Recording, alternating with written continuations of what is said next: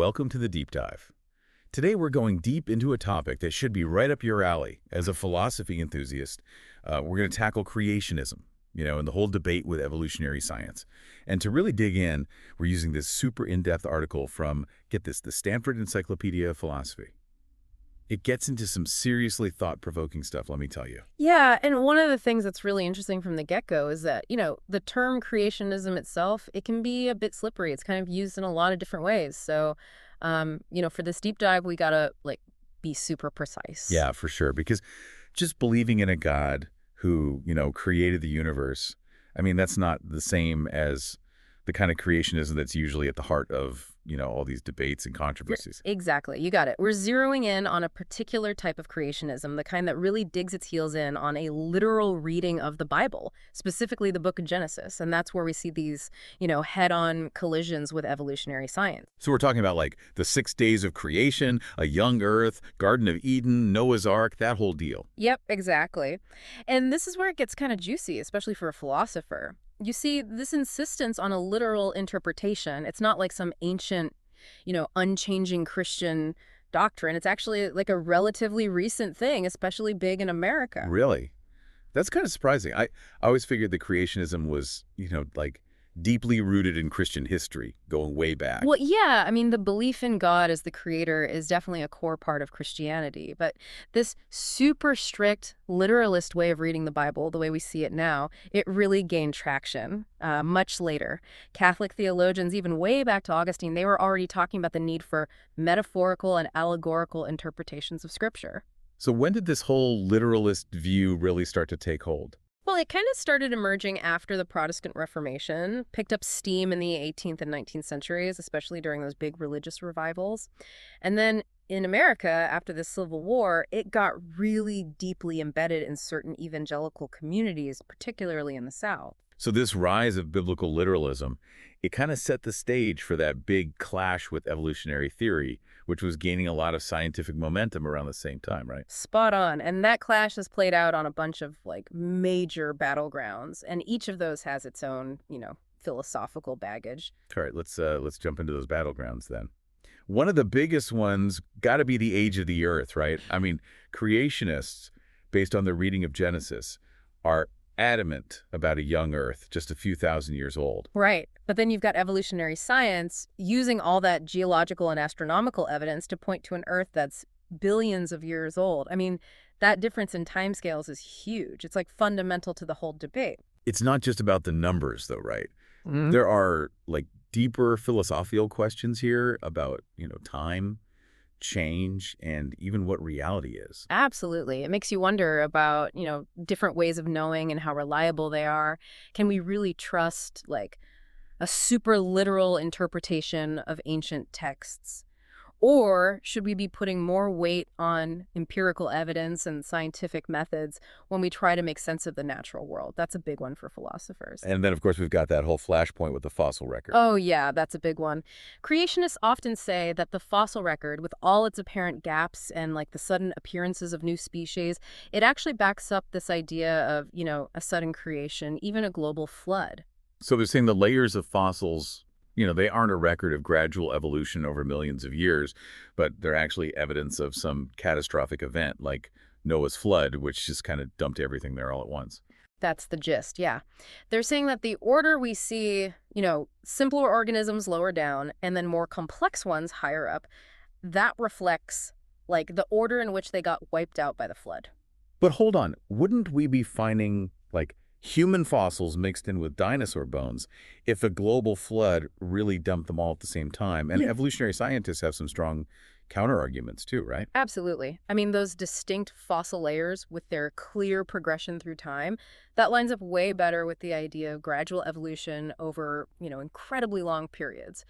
Paleontologists have tons of documented transitional fossils that show species evolving step by step. And there's also that thing about fossilization being, a super rare event, which would explain those gaps that creationists always point to. Exactly. You need really specific conditions for fossilization to happen, so it's not a shock that we don't have a complete fossil record for every single species. But what we do have tells this really clear story about evolutionary change over time. It's interesting, though, how Creationists are okay with a certain type of evolution, what they call microevolution. But when it comes to macroevolution, the idea of common descent, that's where they draw the line. Yeah, that distinction is super important to their argument. They might be fine with, like, small changes within a species, like bacteria developing resistance to antibiotics, but they say, nope, that's where it ends. This whole idea that all life came from a single ancestor, that's a no-go for them. It's like they're saying there's a wall between these kinds, as they put it, a wall that evolution just can't get over. Right. And for a philosopher, that brings up some really cool questions about, how we categorize things in nature, where the boundaries are. Are these kinds real objective categories, or are they just things we've made up, to make sense of this super interconnected web of life? And then there's another big sticking point, natural selection. Creationists often say that random mutations just can't lead to the incredible complexity we see in life. It's like, saying a monkey randomly hitting keys on a typewriter could write Shakespeare. That argument kind of misses the point about how natural selection really works. I mean, yeah, mutations happen randomly. It's not like an organism can just decide, hey, I need a mutation. But natural selection, that acts like a filter, a really powerful one. So it's not just random chance at play. If a mutation is beneficial, if it helps an organism survive and reproduce, then it's more likely to be passed down to the next generation. That's it. Think of it like building something complex step by step. You keep the pieces that fit, toss the ones that don't. Over time, this whole process of selection can lead to these incredibly intricate adaptations. It's wild how this seemingly blind process can lead to such elegant and functional designs. It is, isn't it? And for a philosopher, this raises some seriously deep questions about design itself. Can design really emerge from a process that doesn't involve, like, a conscious designer? Can you get order from what looks like randomness? Those are questions that have kept philosophers busy for centuries, way before Darwin came along. Totally. And the theory of evolution, it's added this whole new dimension to those questions. It makes us rethink what we thought we knew about purpose in nature, about the idea that everything's leading toward a specific goal. Speaking of challenging traditional ideas, I got to bring up the Scopes monkey trial. That iconic image, the courtroom in 1925, debating evolution versus creation. Oh, yeah, the Scopes trial. It really put the debate on everyone's radar, even though it was more about whether it was legal to teach evolution, not so much about which side had the better science. And even though, the evolutionists technically won in court, the cultural and philosophical battle, that was far from over. For sure. The Scopes trial was a turning point. It showed how deeply divided people were, socially and philosophically, and those divisions are still around today. It also shows how science gets tangled up with politics and social agendas. That's got to be fascinating for a philosopher like you. Oh, absolutely. The Scopes trial and these ongoing debates about evolution, they remind us that science never happens in a vacuum. There's always a social context, and people interpret its implications through their own cultural and political beliefs. You can't escape that. And the creationist movement didn't just disappear after Scopes, did it? It came back even stronger in the 1960s with creation science. You're right. The publication of the Genesis flood in 1961, that was a huge moment. It was like they were trying to use science to back up a literal reading of Genesis, saying modern science actually proved the Bible right. It's like they were fighting fire with fire, using the language and methods of science to defend their religious beliefs. Exactly. And that raises some really interesting philosophical questions about the line between science and pseudoscience. Can you just call religious beliefs science by, like, throwing in some scientific terms or picking and choosing studies that support your view? That's a dangerous game, right? It's like saying astrology is science because it uses astronomical observations. Exactly. You have to look deeper at the methods, how solid the evidence is, and whether they're willing to change their minds if new discoveries come up. Okay, so let's dig into some of the specific things they argued in the Genesis flood. Hmm. For example, they said a global flood could explain the fossil record, with those different lawyers representing the order in which animals got, wiped out by the rising water. Yeah, that's their flood geology model. But, as we said before, it's got some serious holes. If you look closely at the fossil record, it doesn't actually support this idea of a single flood dumping all these creatures at the same time. And there's the whole issue of, like, the physics of a flood that big. Where did all that water come from? And where did it go afterward? Good questions. The flood model raises more questions than it answers. Geologists and paleontologists have pretty much debunked it. Another thing they argued was that the second law of thermodynamics, the one about entropy or disorder increasing over time, makes evolution impossible. They claim that life getting more complex actually breaks that law. That argument, it's another example of misusing scientific principles. The second law applies to closed systems, but Earth, it's an open system. It's constantly getting energy from the sun. So it's like saying a refrigerator can't make things cold because that breaks the second law, when really it's just moving heat around using energy from outside to do it. Precisely. Life on Earth uses the sun's energy to create order and complexity locally, even if the overall entropy of the universe is increasing. It's all about the nuances. You can't just pick and choose which scientific laws to use to fit your preconceived ideas. And that's where the philosophy comes in, right? Thinking critically, understanding the limits of different ways of knowing, and seeing when scientific concepts are being, twisted or misused. Absolutely. And it brings us to another huge moment for creation science, the Arkansas trial in 1981. This is where they literally put the definition of science itself on trial. The Arkansas trial. Oh, yeah, I think I remember reading about that. Didn't creationists try to force schools to teach creation science alongside evolution? Yep. They push for balanced treatment, saying creation science was just as legitimate as evolution and deserved equal time in classrooms. But the whole case boiled down to one question. Could creation science even be considered science? And what was the verdict? The judge, William Overton, said, nope, creation science is religion, not science. So because of the separation of church and state, it couldn't be taught in public schools. That must have been a big blow to the creation science movement. It was. Judge Overton, when he gave his ruling, he laid out 5 essential characteristics of science. And he said creation science didn't meet any of them. I'm curious, what were those characteristics? How did he define what science is? First, he said science is all about natural law. It looks for explanations based on things we can observe and test, not on miracles or the supernatural. So no miracles allowed in science. Not as scientific explanations, no. Yeah. Second, Overton said science has to be testable against the real world. You got to be able to verify its claims through observation or experiment. Makes sense. You can't just make stuff up. Right. Third, he said scientific conclusions are always tentative, meaning they can change if new evidence comes out. So science is about always learning and updating our understanding, not clinging to dogma. Exactly. Fourth, science has to be falsifiable. There's got to be a way to prove it wrong, at least in theory. That's interesting. It's about being open to being wrong, which seems kind of weird, but it's key for science to move forward. It is. And last, Judge Overton said that scientific explanations have to stick to natural law. They can't rely on supernatural forces or interventions. So even though creationists try to use fancy scientific language, the judge saw through that and said their core beliefs were religious, not scientific. That's it. The Arkansas trial and Judge Overton's ruling set a legal precedent, making it clear that creation science, at least how it was defined then, couldn't be taught in public schools because it violated the separation of church and state.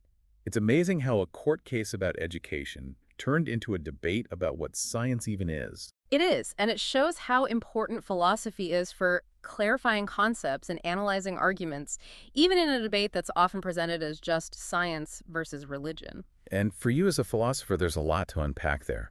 Like Judge Overton emphasizing falsifiability, that sounds a lot like Karl Popper, that famous philosopher of science. Definitely. Popper said that to be considered scientific, an idea has to have a way to potentially be proven wrong. That's his idea of falsifiability, and it's been really influential in defining the boundaries of science. But hasn't that idea been challenged too? Do all philosophers agree that being falsifiable is the ultimate test for what's considered science? That's a great question. There's actually a whole debate going on among philosophers about whether falsifiability is a clear-cut way to separate science from non-science. So the line between science and non-science might be blurrier than we sometimes think. Some philosophers think so. They say there might be things we can know that are legitimate and valuable but don't fit neatly into Popper's idea. It's fascinating how these philosophical debates about knowledge end up having real-world consequences, like in court cases about what can be taught in schools. It really does. The Arkansas trial and all the philosophical discussions it started, they show how important philosophy is for shaping how we understand science, religion, and how they fit into society. And the Arkansas trial wasn't the end, was it? Mhm. Creationists didn't just give up after losing in court. Nope, they didn't. After that legal setback, they kind of shifted gears. They started focusing more on the philosophy behind the debate, and people like Philip Johnson really led that charge. Oh, Philip Johnson. He's a big name in the intelligent design movement, right? Mhm. His book, Darwin on Trial, really brought the philosophical arguments against evolution into the spotlight. You got it. Johnson argues that the fight isn't just about scientific evidence, it's about different ways of seeing the world. He claims that evolutionary theory, because it relies on what's called methodological naturalism, inevitably leads to metaphysical naturalism, which is a philosophy that basically denies anything exists beyond the natural world. So Johnson's saying that even if you believe in God, accepting evolution will ultimately lead you down a path to atheism. That's one way to put it. He's essentially saying that if you buy into the methods of science, looking for natural explanations for things, you're automatically shutting the door on God or anything supernatural. But can't you accept the methods of science and still have religious beliefs? I mean, tons of scientists are religious, and they don't seem to have a problem reconciling their faith with their scientific work. That's a huge point of disagreement. Johnson would say that those scientists are either keeping their science and religion totally separate, or they're kind of doing some mental gymnastics to make two fundamentally incompatible worldviews fit together. It seems like he's giving people a false choice, science or religion, when maybe there are other ways to understand how they relate to each other. That's what a lot of philosophers and theologians say about Johnson. They argue that you can accept the methods of science without having to believe that nothing exists beyond the natural world. So you can believe that science is the best way to understand the natural world. But that doesn't mean you have to deny that a supernatural realm or divine action exists. Exactly. Methodological naturalism, which is basically the approach science uses to look for natural explanations for natural things, doesn't automatically mean you have to believe that nothing exists beyond the natural world. It sounds like Johnson's mixing up the methods we use to study the world with what we conclude about the ultimate nature of reality. That's a really important point, and it's something we need to explore more when we get into intelligent design theory and how it tries to bridge the gap between science and religion. That sounds like a perfect place to pick up in the next part of our deep dive. This is Mhm. getting really interesting. Welcome back to our deep dive into creationism. So, we were talking about Philip Johnson and how his critique of evolution goes beyond the science and gets into these big philosophical questions, like the nature of science and what it means for believing in God. Yeah, his argument is that accepting evolution, even if you're religious, eventually leads to atheism. But is that really true? I mean, does it have to be that way? Well, that's where things get super interesting, especially, for someone who's into philosophy. Like, one thing about Johnson, he doesn't really seem to engage with all the different theological arguments that people have made to try to fit evolution within, like, a Christian framework. Oh, you mean like how theologians have tried to bridge that gap between evolution and Christian beliefs? Tell me more about that. What are some ways they've tried to do that? Well, one way is to see miracles as exceptions to natural law, like moments where God directly steps in and does something. This lets you accept evolution as, the usual way life develops, but still leaves room for God to act in specific cases. So it's like God set up the universe with the laws of physics, and evolution is how those laws play out in biology, but God can still do miracles when he wants to. Exactly. Another way is to reinterpret miracles as natural events that, we just don't understand scientifically yet. So instead of seeing them as like supernatural stuff, maybe we'll eventually find natural explanations for them. So like the parting of the Red Sea could have been a super rare tidal thing, or the burning bush was caused by some weird atmospheric condition we haven't figured out yet. That's the idea. It's about recognizing that we don't know everything yet. And what seems like a miracle now might have a perfectly natural explanation once we know more. But I'm sure some theologians would say that trying to explain miracles with science is just like a fundamental mistake. Yeah, for sure. They'd say that miracles are on a different level of reality. They're not the kind of thing you can study scientifically, like physical stuff. They're more about spiritual truths than about empirical events. So trying to analyze a miracle scientifically would be like dissecting a poem to understand how it makes you feel. The wrong tool for the job. Exactly. It's about different ways of understanding reality. Science, which is all about natural explanations, might not be the best way to understand religious experiences or spiritual stuff. But Johnson doesn't seem to allow for any of those other interpretations, right? Yeah. He's stuck on a literal reading of Genesis, which puts him at odds not just with evolution, but also with a lot of Christian thought. That's one of the problems with his argument. He makes it seem like it's either biblical literalism or atheism, with no room for all the different theological ideas that have been around for centuries, trying to figure out how faith and reason fit together. And this brings us to intelligent design, which tries to be this like more sophisticated alternative to both creationism and Darwinian evolution. Right. Intelligent design, while it has some things in common with creationism, especially in rejecting purely natural explanations, it often tries to avoid mentioning the Bible or a young Earth. One of the main guys in intelligent design is Michael Behe, right? He's famous for his argument about irreducible complexity, Mm. using the bacterial flagellum as his big example. Yeah. Behe's argument is that some biological systems are so complex, with so many parts that depend on each other, that they couldn't have evolved gradually through natural selection.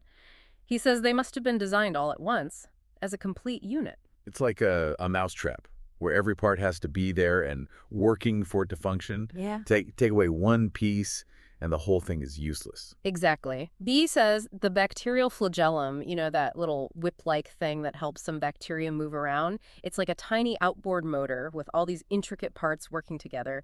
And he says this level of complexity means there has to be a designer. But haven't evolutionary biologists shown how complex systems can evolve step by step? They have. They point out that natural selection can repurpose existing structures and processes to do new things. It's like someone taking parts from an old radio and using them to build a new gadget.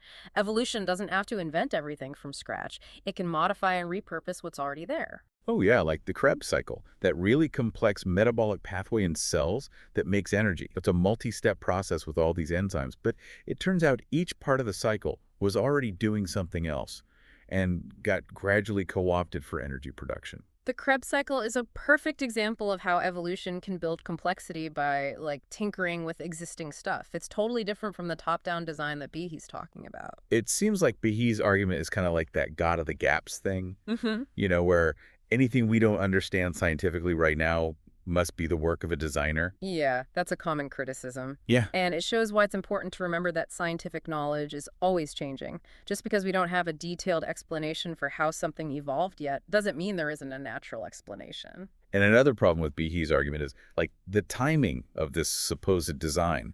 If these irreducibly complex systems were designed billions of years ago, wouldn't the genes for them have mutated a bunch by now, maybe even stopped working? That's a tough one for Behe's model. If the designer did everything up front and then just left it alone, those genes that aren't being used would be vulnerable to random mutations and they could break down over time. So to keep these design systems working, you'd need a designer who's constantly stepping in, fixing things, and making adjustments. That's what it would take. But then you run into the problem of, bad design. If there's a good and powerful designer who's actively involved, why is there so much imperfection and suffering in nature? That's a question that's bothered theologians forever. Why would a good God allow so much pain? Intelligent design, even though it claims to be scientific, doesn't really have an answer for that. It doesn't. And it shows the limits of trying to explain all the complexity and diversity of life just through the idea of design. Evolution, with its mix of chance and necessity, might be a more complete and satisfying explanation, even though it raises its own philosophical questions. Speaking of philosophical questions, William Dembski is another important figure in intelligent design.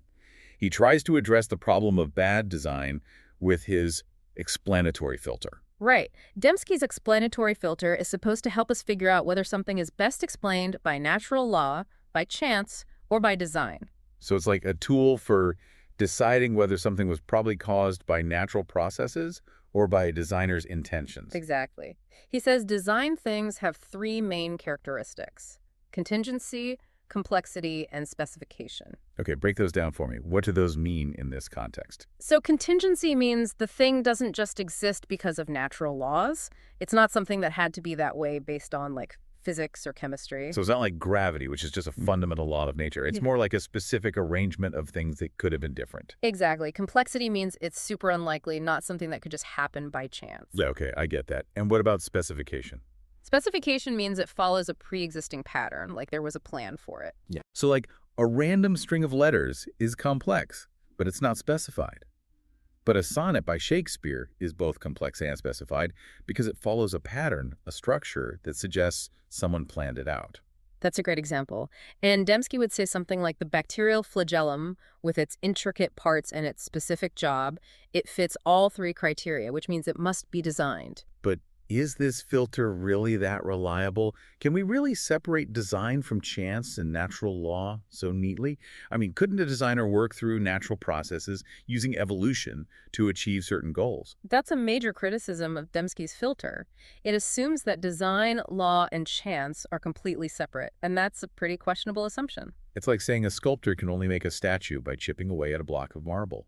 They couldn't use a mold or a 3D printer, even though those methods still involve design and intention. Exactly. This idea that design always has to be top-down, imposed from outside, it's a limited way of thinking that doesn't really appreciate how creative natural processes can be. So even if we say, okay, some things in nature are complex and specified, that doesn't automatically mean they were designed in the way Dembski thinks. Right. And it shows how important it is to understand the nuances of these philosophical arguments. Just because something looks designed doesn't mean it was designed by, like, a conscious being in a way that fits traditional religious beliefs. It seems like intelligent design, even though it says it's a scientific theory, is still really based on theological ideas about the designer and the purpose of creation. I think that's fair to say, and it's one reason why a lot of scientists and philosophers are skeptical of it. It's funny how this whole debate always comes back to the question of, like, what's science and what's religion? It does, and it's a question with huge implications for education, law, and even how we see ourselves and our place in the universe. We've covered a ton in this deep dive. We've talked about the history of creationism, its main arguments, the legal battles, and the philosophical stuff underneath it all. Yeah, we've seen how this debate isn't just about science or religion. It's about worldviews, values, and those big questions humans have been asking forever. It makes us question what we think we know about knowledge, belief, and evidence. And it pushes us to think critically and engage with different perspectives, even ones that might be challenging. And that's what makes this deep dive so valuable. It's not about picking sides or saying who's right and wrong. It's about understanding this complex issue better, seeing those subtle points that often get lost in all the arguing. So for all you philosophy fans out there, we hope this is giving you some new things to think about and maybe even raise some new questions. The conversation about creationism, evolution, science, and religion isn't going away anytime soon. And it's a conversation we all need to be a part of. It's about how we see the world, what our place in it is, and how we shape the future. Welcome back to the deep dive, everyone. We've been on quite a journey, exploring the world of creationism and all its arguments and how it impacts how we think about science and religion. It's been fascinating. Yeah, for sure. We've really dug deep from the historical roots of taking the Bible literally to the philosophical challenges that come with intelligent design. And like we promised, in this last part of our deep dive, we're going to shift gears a bit and look at some of the newer stuff happening in this conversation. One thing that really stands out is the rise of these new atheists. Oh, yeah, the new atheists. Yeah. Folks like Richard Dawkins, Daniel Dennett, Sam Harris, Christopher Hitchens, they've definitely made some waves. They have, haven't they? They're known for, like, really going after religion. They say it's not only incompatible with science, but it's also a cause of irrationality, violence, and oppression. Yeah, they've been very outspoken, writing best-selling books, giving popular lectures, all that. They challenge traditional religious beliefs and push for a secular worldview, one based on reason and evidence. And they don't hold back either. They seem to really enjoy, like, taking on religious dogma head on. Sometimes they even use pretty provocative language. Yeah, their approach has been pretty divisive, no doubt about it. I mean, a lot of people resonate with their arguments, especially folks who are disillusioned with organized religion or see it as an obstacle to scientific progress. But they've also gotten a lot of criticism. Yeah, even from people who agree with them about, being skeptical of religious claims. Right, exactly. Some critics say that their super aggressive style might actually backfire. It might alienate potential allies and just make the culture wars worse instead of encouraging any kind of meaningful conversation. They've also been accused of pushing scientism, this idea that science is the only valid way to know anything and everything else is just, like, inferior. That's a valid point, especially from a philosophical perspective. Science is a powerful tool for understanding the natural world, but Yeah. it's not the only way to know stuff, and it can't answer every question we have. Especially questions about, values, morality, the meaning of life, all that stuff. Exactly. If you reduce all knowledge to just science, you miss out on all the richness and complexity of being human. So it seems like even though the new atheists have brought up some good points about, the dangers of religious extremism and the importance of critical thinking, Their way of going about it might be a bit too simple and divisive to really address the complicated relationship between science and religion. A lot of scholars who are trying to find a more nuanced and constructive way to deal with this debate, they agree with that. It's a good reminder that even within the scientific community, there are lots of different viewpoints on how science and religion should interact.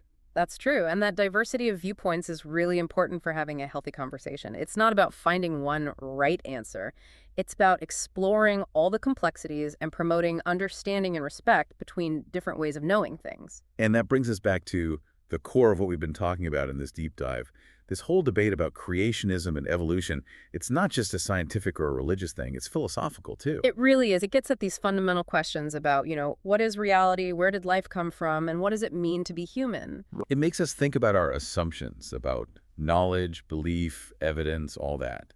It challenges us to think critically and engage with different perspectives, even when they make us uncomfortable. And I think that's the real takeaway from this deep dive. It's not about picking a side or saying who wins. It's about understanding this complex issue better and appreciating those nuances that often get lost when people are arguing. So to all our listeners out there who are into philosophy, we hope this exploration has given you some new things to think about, maybe even spark some new questions. This conversation about creationism, evolution, science, and religion, it's definitely not over. And it's a conversation that affects all of us. It shapes how we understand the world, how we find our place in it, and how we build the future. Thanks for joining us on this deep dive into the world of creationism. Keep those brains working, keep asking questions, and keep exploring the fascinating world where science, religion, and philosophy meet.